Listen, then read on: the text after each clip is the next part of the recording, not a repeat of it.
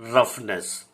और आप देखिए यहाँ पे अगर डेफिनेशन देखते हैं तो रेजिस्टेंस इज द ऑपोजिशन, मतलब रुकावट, या आप ये कह सकते हैं कॉमन टर्म में friction to the flow of current. देखिए जैसे हम लोगों ने नाइन्थ में पढ़ा है, अगर हम लोग की रोड ज़्यादा रफ होगी तो हमको वॉक करने में ज़्यादा प्रॉब्लम क्रिएट होगी, और अगर हमारी रोड स्मूथ होगी तो बिल्कुल प्लेन होगी। तो यहाँ पे देखिए रेजिस्टेंस हम लोग क्या है, ऑपोजिशन और फ्रिक्शन। तो इसका मतलब वायर का जो फ्रिक्शन होता है उसी को हम लोग रेजिस्टेंस बोलते हैं। तो बेसिकली आप ये समझ सकते हैं, चार्जेस को मूव करने में वायर में जिस फ्रिक्शन या अपोजिशन को बेयर करना पड़ता है वही उस वायर का रेजिस्टेंस होता है।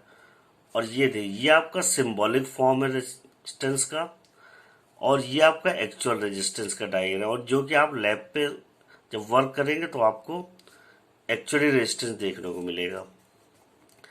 अब देखिए रेजिस्टेंस की बात कर रहे हैं यहाँ पे, तो एसआई यूनिट ऑफ रेजिस्टेंस है आपकी, देखिए ओम, और इसका सिंबल ये है, इसका ओम। अब देखिए यहीं पे डेफिनेशन आती है, तो what do you mean by 1 ohm. तो देखिए 1 ohm is the resistance offered by wire carrying 1 ampere current when 1 volt supply across its ends. यहाँ पे कहने का मतलब ये है कि वायर का रेजिस्टेंस 1 ओम बोला जाएगा जब हमें 1 एम्पियर करंट फ्लो कराने में 1 वोल्टेज सप्लाई देनी पड़े। या आप ये कह सकते हैं किसी वायर के दो पॉइंट, जैसे इस पॉइंट पर इस पॉइंट के बीच में 1 वोल्ट का पोटेंशियल डिफरेंस अप्लाई कर रहे हैं। पोटेंशियल डिफरेंस इसके बाद आपको समझाया जाएगा, तो आप अभी फॉर टाइम बिंग ये समझिए। यहाँ पे जैसे इस पॉइंट के बीच में आपने पोटेंशियल डिफरेंस 1 वी अप्लाई किया है, और करंट आपका 1 एम्पियर फ्लो हो रहा है यहाँ से यहाँ तक, तो जो इसका वायर का रेजिस्टेंस होगा वो 1 ओम के बराबर होगा। चलिए अब आते हैं फैक्टर्स अफेक्टिंग रेजिस्टेंस।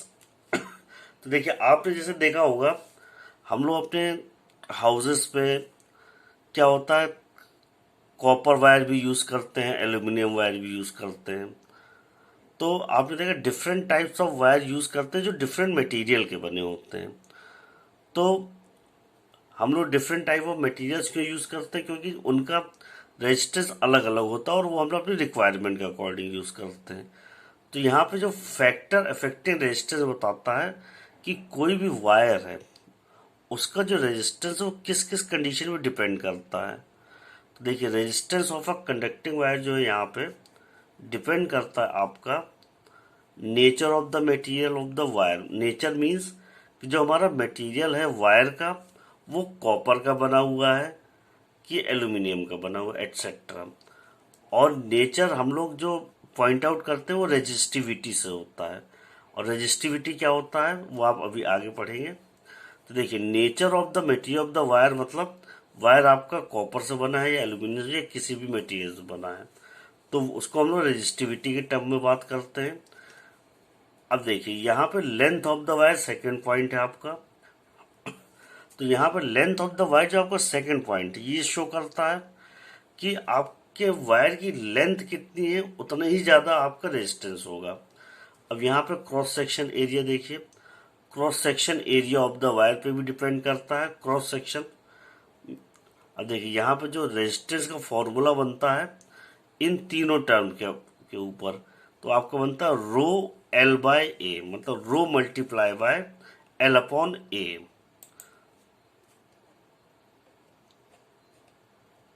अब देखिए ये आपका जो है, अब नेक्स्ट टॉपिक है रेजिस्टिविटी, जिसके बारे में हम लोग जान रहे थे, जो शो करता है मटेरियल ऑफ द वायर की प्रॉपर्टी, या आप कह सकते हैं कौन से मटेरियल की क्या प्रॉपर्टी है। तो देखिए यहाँ पर रेजिस्टिविटी हम लोग इसको स्पेसिफिक रेजिस्टेंस भी बोलते हैं, और ये एक्चुअली रेजिस्टिविटी किसी भी वायर की प्रॉपर्टी शो करती है। तो अब देखिए यहाँ पे क्या और प्रॉपर्टी क्या है कि कौन सा वायर कितना रेजिस्टेंस ऑफर करेगा। जब हम उस वायर की लेंथ 1 लें, 1 मीटर, और उसका क्रॉस सेक्शन भी कितना होना चाहिए, 1 मीटर। तो आप देख पा रहे हैं यहाँ पे क्या है, unit length and unit cross section area is called resistivity. मतलब यहाँ देखिए, the resistance offered bye a wire of unit length and unit cross section area is called resistivity. तो रेजिस्टिविटी वायर की प्रॉपर्टी है, उसी से हम क्लासिफाई करते हैं कि कॉपर वायर बेटर कंडक्टर है या एल्यूमिनियम वायर। तो जिसकी रेजिस्टिविटी कम होगी वो ज़्यादा बेटर कंडक्टर होगा। तो अब रेजिस्टिविटी से हम लोग वायर का क्लासिफिकेशन करते हैं कि कौन ज़्यादा रेजिस्टेंस प्रोड्यूस करता है। तो अब देखिए यहाँ पर resistance offered bye a wire of unit length and unit cross section area is called resistivity. अब उसके बाद देखिए नेक्स्ट पॉइंट पे आ जाते हैं, the SI unit of resistivity is ohm per metre. Om per metre क्यों, देखिए रेजिस्टेंस का फॉर्मूला होता है आर मीन्स ओम, और एल की यूनिट क्या है, मीटर, एरिया की मीटर स्क्वायर। तो यहाँ पे आप देखें तो यहाँ मीटर नीचे बचेगा केवल, और ऊपर वाला मीटर यहाँ पे मीटर स्क्वायर से कैंसिल हो जाएगा।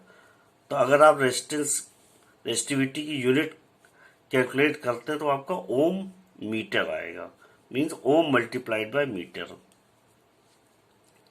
देखिए आप डायग्राम में देख सकते हैं, अगर हमने circular cross section of wire लिया है तो यहाँ पे आप देख सकते हैं जो एरिया ऑफ क्रॉस सेक्शन है आपका यूनिट होनी चाहिए, यूनिट क्रॉस सेक्शन एरिया होना चाहिए, मतलब 1 metre square cross section area होना चाहिए। और जो लेंथ होनी चाहिए वो कितनी होनी चाहिए, वो भी 1 मीटर होनी चाहिए। यहाँ पे बच्चों डायामीटर नहीं बात कर रहे हैं, यहाँ पे एरिया जो है आपका वो 1 मीटर स्क्वायर होगा, डायामीटर ऑफ द वायर नहीं। अब देखिए यहाँ पे क्या हो रहा है, हमने एक स्क्वायर क्रॉस सेक्शन का वायर लिया है जिसकी लेंथ तो 1 यूनिट है और इसकी साइड्स भी 1 यूनिट होंगी। और साइड्स 1 यूनिट होने का मतलब क्या है, जो एक साइड है स्क्वायर क्रॉस सेक्शन की वो 1 मीटर की होगी, जिससे कि आपका एरिया आएगा 1 मीटर स्क्वायर। तो यहाँ पे एरिया आपका 1 मीटर स्क्वायर होना चाहिए। अब देखिए, अब हम लोग नेक्स्ट पॉइंट पे आते हैं अपने, जो कि हमारा सर्किट डायग्राम। देखिए सर्किट डायग्राम से बेसिकली मतलब ये होता है, आप जैसे अपने घरों पे कभी भी इलेक्ट्रिसिटी से कोई भी चीज़ यूज़ करना चाहते हो तो आप देखते हैं प्रॉपर हर चीज़ के लिए वायरिंग दी जाती है। आप देखते हैं पोल से इलेक्ट्रिसिटी आती है, फिर वो मीटर में जाती है, फिर उसके बाद आपके घरों पर जो भी डिफरेंट डिफरेंट अप्लायंसेस होते हैं उससे कनेक्ट करते हैं। और फिर आप देखते हैं एक न्यूट्रल वायर होता है, वो वापस जाके पोल में कनेक्ट हो जाता है।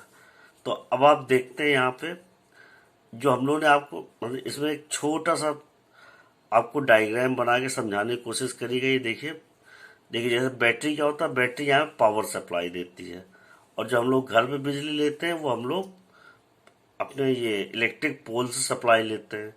तो यहाँ पे आप देख रहे हैं बैटरी क्या कर रही है, पावर सप्लाई दे रही है।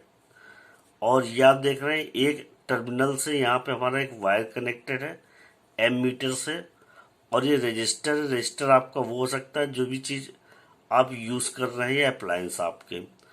और ये देखिए यहाँ पे ये वापस नेगेटिव टर्मिनल से कनेक्ट हो जाता है, और ये वोल्ट मीटर है आपका। तो ये थोड़ा सा अभी आपको कॉम्प्लेक्स लग रहा होगा डायग्राम, लेकिन जब आप लैब वर्क करेंगे तो आपको क्लियर हो जाएगा। बट फॉर टाइमिंग आप इतना समझ लीजिए, सर्किट डायग्राम वो होता है जिसमें डिफरेंट इलेक्ट्रिकल एलिमेंट्स एक दूसरे से कनेक्टेड होते हैं, उसको आप सर्किट डायग्राम बोलते हैं। और ये कुछ इलेक्ट्रिकल एलिमेंट्स हैं, एलिमेंट्स मतलब डिवाइसेस कह लीजिए या कंपोनेंट्स कह लीजिए, जो इलेक्ट्रिसिटी में यूज होते हैं। जैसे एक पावर सप्लाई करने वाला डिवाइस, ये आपका एमीटर है करंट मेजर करने वाला डिवाइस। और ये जो रजिस्टर है इसको आप लोड बोल सकते हैं, जो भी जैसे लोड, फैन, टीवी, ये आपका रेजिस्टेंस कहलाता है। और यहाँ पे वोल्ट मीटर क्या है, बैटरी या पावर सप्लाई जो आ रही है उसका वोल्टेज कितना है वो मेजर करने का हम लोग वोल्ट मीटर यूज करते हैं। अब देखिए यहाँ पे सर्किट डायग्राम की डेफिनेशन देख लीजिए। देखिए, a diagram which shows how different component such as bulb, switch, fan, cell etc in a circuit have been connected using conventional symbols for the component is called circuit diagram। तो देखिए, यहाँ पे बात कर रहे हैं, देखिए सर्किट डायग्राम बोल रहे हैं तो मतलब सर्किट का डायग्राम।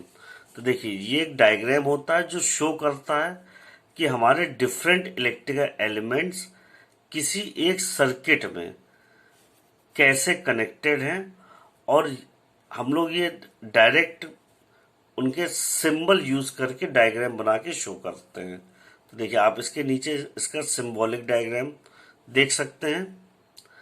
देखिए, अगर इसको अगर आप ऐसे देखते हैं तो ये देखिए, यहाँ पे आपका ये है बैटरी का सिंबल, ये वोल्ट मीटर का सिंबल। तो देखिए, बैटरी ये है आपकी, बैटरी कनेक्टेड, और इसके पैरेलल में वोल्ट मीटर कनेक्टेड है।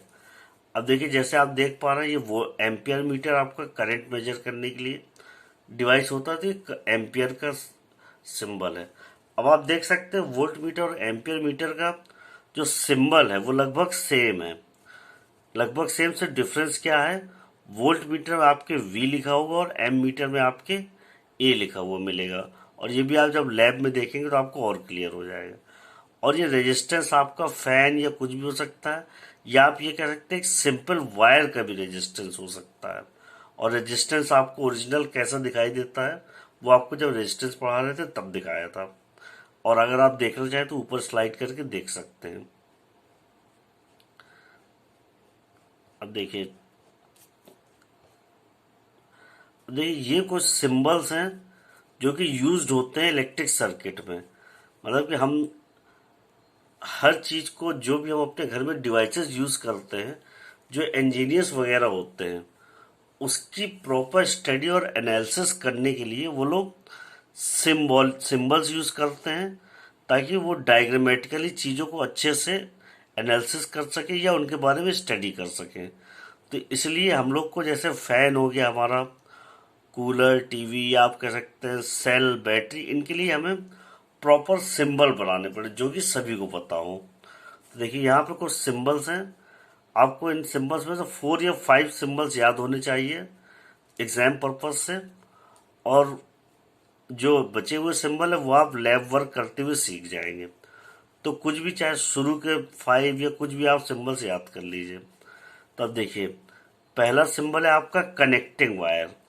कनेक्टिंग वायर्स यहाँ पर सिंपल एक स्ट्रेट लाइन शो करते हैं, और कनेक्टिंग वायर्स वो वायर्स होते हैं जो हम लोग सिर्फ कनेक्शंस के लिए यूज करते हैं, और उनका रेजिस्टेंस लगभग 0 होता है या बहुत कम होता है, और उनका सिंबल क्या है, केवल स्ट्रेट लाइन। अब देखिए, रेजिस्टेंस बोले या रजिस्टर बोले, तो रजिस्टर आपको बताया था फ्रिक्शन, और फ्रिक्शन मीन्स रफ सरफेस। तो देखिए, तो वायर को हम लोग थोड़ा सा रफ सरफेस दे देंगे तो वो क्या कहलाएगा, आपका रजिस्टर। उसके बाद नेक्स्ट डेफिनेशन आती है आपकी सेल की, और ये आपका सेल का सिंबल होता है केवल, आप देख रहे हैं 2 पैरेलल लाइंस बनाते हैं हम लोग वर्टिकल डायरेक्शन में। एक लाइन आपकी बड़ी होती है जो आपका पॉजिटिव टर्मिनल होता है, और दूसरी लाइन छोटी होती है, शॉर्टर होती है फर्स्ट वन से, तो ये आपका नेगेटिव सिंबल शो करते हैं। अब ये फ्यूज, अभी आप आगे पढ़ेंगे क्यों यूज है, तो आप ये फ्यूज का सिंबल देख सकते हैं। ऐसा होता है प्लग की, आप लैब पे देखेंगे तो समझ में आ जाएगा, लेकिन फॉर टाइमिंग देखिए, ये प्लग की, जब इसमें प्लग नहीं लगा होता है तो ओपन होती है, और जब हम प्लग लगा देते हैं तो ये वायर कनेक्टेड हो जाते हैं। अब देखिए, बैटरी का सिंबल क्या है, आप देख रहे हैं पहले एक लॉन्गर लाइन, फिर शॉर्टर लाइन, फिर लॉन्गर लाइन, फिर शॉर्टर लाइन। तो अभी आप जब बैटरी देखेंगे तो बैटरी क्या होता है, मोर देन 2 सेल से मिलके बनी होती है, इसलिए हमें मोर देन 2 सेल्स दिखाने पड़ते हैं। तो देखिए, इलेक्ट्रिक बल्ब का सिंबल आपके सामने है। अब ये देखिए, सर्किट पे आपने वायर्स कैसे कनेक्ट किए हैं, ये कनेक्टिंग वायर्स शो कर रहे हैं। तो ये देखिए, अगर वायर आप इस तरह शो कर रहे हैं तो आप देख रहे हैं ये वायर एक दूसरे को ओवरलैप कर रहे हैं, या आप कह सकते हैं इस पॉइंट पे दोनों टच कर रहे हैं या कनेक्टेड हैं। लेकिन अगर इस तरीके का सिंबल बना हुआ है तो आप क्या कहेंगे, ये जो वायर है ये वाला, ये इसको टच नहीं कर रहा है, इसको विदाउट टच पास हो रहा है। अभी आपको पता है वोल्ट मीटर का आप सिंबल देख रहे थे वहां पे, यहाँ वी लिखा हुआ है, इसमें ए लिखा हुआ है। अब आप अभी आगे पढ़ेंगे, करंट आपके दो टाइप के होते हैं। तो जब आप अल्टरनेटिंग करंट शो करते हैं तो उसका सिंबल ये होता है। तो आप याद रखिएगा इनमें से कोई भी 5। अब देखिए एक टॉपिक आपको और यहाँ पे नेक्स्ट स्टार्ट होता है, वो आपका है इलेक्ट्रिक पोटेंशियल डिफरेंस। अब देखिए जैसे आपने नाइन्थ पढ़ा था पोटेंशियल, पोटेंशियल मीनिंग क्या था नाइन्थ में जो आपने पोटेंशियल मीनिंग पढ़ा था, वो किसी भी चीज का पोटेंशियल या कैपेसिटी शो करता है। और कैपेसिटी मीनिंग वर्क करने के लिए, तो यहाँ पे वर्क की बात आएगी। तो अब देखिए डिफरेंस है, तो पोटेंशियल डिफरेंस वहां पे जो आपने पढ़ा था वहां हाइट का डिफरेंस था, या आप कह सकते हैं कि कोई चीज ज्यादा हाइट पे होती थी तो वो ज्यादा वर्क करने केपेबल होती थी। तो यहाँ पे या आप कह सकते हैं हाइट का डिफरेंस जिनके बीच में ज्यादा होगा उनका पोटेंशियल ज्यादा होगा। तो वही चीज आप देख रहे हैं पोटेंशियल डिफरेंस। और यहाँ पे हमें इलेक्ट्रिक वर्क करने की जरूरत है, तो या इलेक्ट्रिसिटी को फ्लो कराने की जरूरत है। तो आप देखेंगे पोटेंशियल डिफरेंस मतलब एक पॉइंट से दूसरे पॉइंट में चार्ज को फ्लो करने के लिए जो वर्क हमें करना पड़े या जो वर्क मिले उसको हम लोग क्या बोलते हैं, पोटेंशियल डिफरेंस। और चार्ज की बात कर रहे हैं तो मतलब इलेक्ट्रिक आ गया, और पोटेंशियल मतलब कि हमें वो चार्ज कितना वर्क प्रोवाइड करा सकता है, या आप कह सकते हैं उस चार्ज के पास कितना पोटेंशियल है वर्क करने के लिए। तो अब आप यहाँ पे डेफिनेशन से समझ सकते हैं, जैसे अभी डायग्राम में समझाते हैं। देखिए अब यहाँ पे आप देखिए electric potential difference between 2 points in an electric wire. Electric potential difference between 2 points in an electric wire or circuit carrying some current is defined as, मतलब इलेक्ट्रिक पोटेंशियल की जो डेफिनेशन है, और इलेक्ट्रिक पोटेंशियल हमेशा circuit या wire के किसी दो पॉइंट्स के बीच में निकाला जाता है या मेजर करते हैं। तो देखिए इलेक्ट्रिक वायर किसी दो पॉइंट्स, अलग अलग दो पॉइंट्स कि इलेक्ट्रिक वायर की या फिर इलेक्ट्रिक सर्किट जिसमें करंट फ्लो हो रहा होगा। अगर करंट फ्लो नहीं हो रहा होगा तो पोटेंशियल डिफरेंस हमेशा जीरो होता है, ये याद रखिएगा आप लोग। तो करंट फ्लो होना जरूरी है तभी आप पोटेंशियल डिफरेंस फाइंड आउट कर सकते हैं। तो वो डिफाइन कैसे करते हैं, चार्ज को आप देखते हैं जो भी हमारा सर्किट होता है उसमें डिफरेंट वायर्स होते हैं और अप्लायंसेस लगे होते हैं, जैसे बल्ब, फैन, ये सब। तो बल्ब, फैन और वायर में रेजिस्टेंस होता है, और उस रेजिस्टेंस को ओवरटेक करने के लिए आपको फोर्स अप्लाई करनी पड़ेगी या आपको वर्क करना पड़ेगा।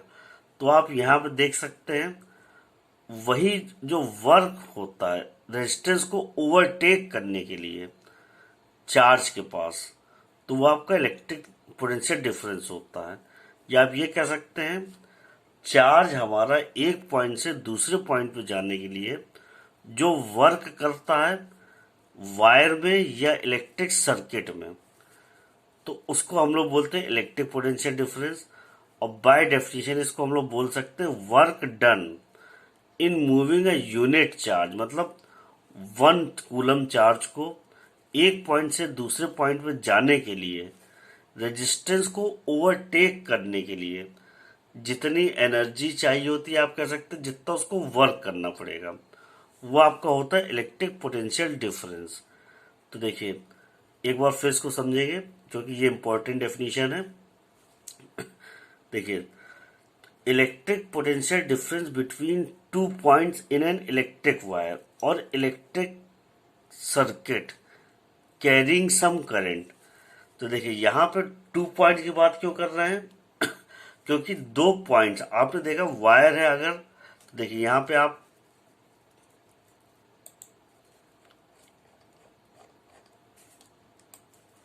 देखिए और क्लियर करते हैं आपको। देखिए जैसे आपको बताया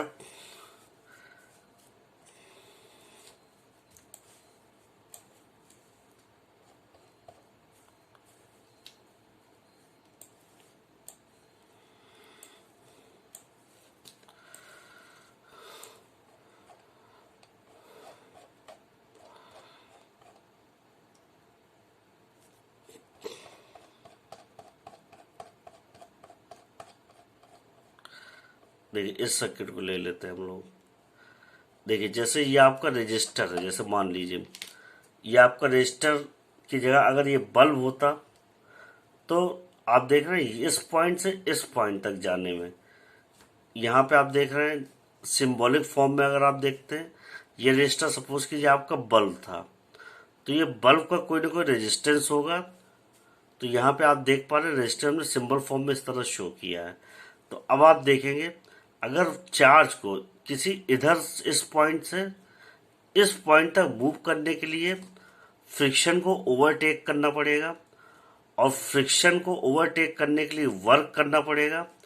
तो वो जो आप देख सकते हैं इस पॉइंट से इस पॉइंट तक मूव करने के लिए चार्ज को जो वर्क करना पड़ता है वही इस पॉइंट और इस पॉइंट के बीच का पोटेंशियल डिफरेंस कहलाता है। या आप ये कह सकते हैं एक पॉइंट से दूसरे पॉइंट में जाने के लिए जितना हमें फ्रिक्शन के अगेंस्ट या आप कह सकते हैं वर्क करना पड़ता है वही आपका पोटेंशियल डिफरेंस। और आप इसको सिंपल लैंग्वेज में ये बोल सकते हैं किसी भी एक चार्ज को या 1 कूलम चार्ज को इस पॉइंट से इस पॉइंट तक जाने के लिए जो इस फ्रिक्शन को ओवरटेक करने के लिए जितना वर्क करना पड़ता है वो उसका पोटेंशियल डिफरेंस कहलाता है। तो क्लास 10th लेवल पे बेसिक डेफिनेशन यही आपके लिए सफिशिएंट है। अब देखिए अब नेक्स्ट टॉपिक पे आते हैं हम लोग।